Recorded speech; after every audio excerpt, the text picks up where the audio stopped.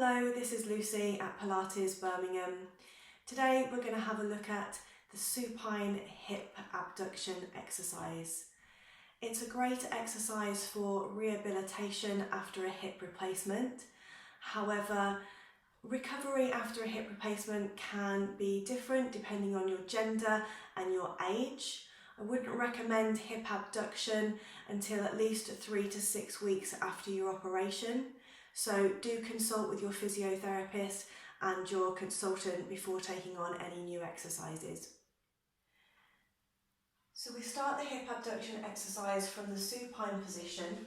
So you're lying down with your knees bent first of all, shoulders are relaxed, arms are soft. We've got the hip bones and the pubic bones sitting level, so we've got a natural curve in the lower back. We'll start on the right leg and extending the right leg.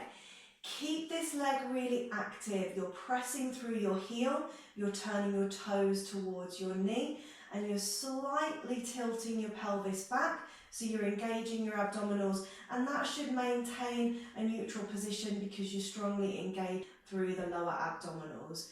When you first start this exercise, you can leave your leg on the mat and you can just slide along the floor, out to the side and back. So you can just slide along the floor, out to the side and back. It's not about trying to get a big range of movement. It's about keeping the control. We don't want the lower back arching away from the mat. We don't want our left hip lifting up, so we don't want to be swinging this hip out to the side. And we don't want our left leg to be counterbalancing out to the side. So we want to keep this left leg knee in line with the hip. It's important to keep your toes pointing up to the ceiling when you go out to the side, because what we're focusing on is the abductors and also working into glute med in the side of the hip, which really works at supporting the hip joint. So if the toes turn out, we end up using more of these big muscles like the quad and the hip flexor. So keep the toes pointing up towards the ceiling. When you get a little bit more confident with this exercise, you can hover the leg above the mat and you can do that going out to the side and back. You can have a hand onto the opposite hip if you feel like that helps you stabilise. So you're using your abdominals to hold your pelvis steady, so there's no disturbance through the pelvis when you take that leg out to the side. You're keeping your lower back steady, so no arch, and we're really squeezing into the side of the hip and down through the side of the leg. Breathing out,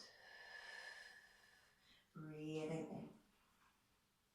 And then of course, when you've done a set of roughly about 10, you can change over and do that onto the other side.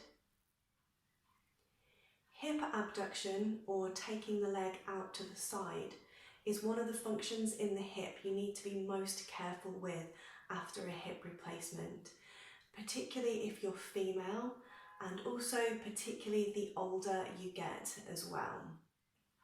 So when you are doing this exercise, take your time with it. Make sure that it's being recommended that you work on abduction and build it up slowly. Don't rush to make it big. You build it up slowly and work with a small range of movement.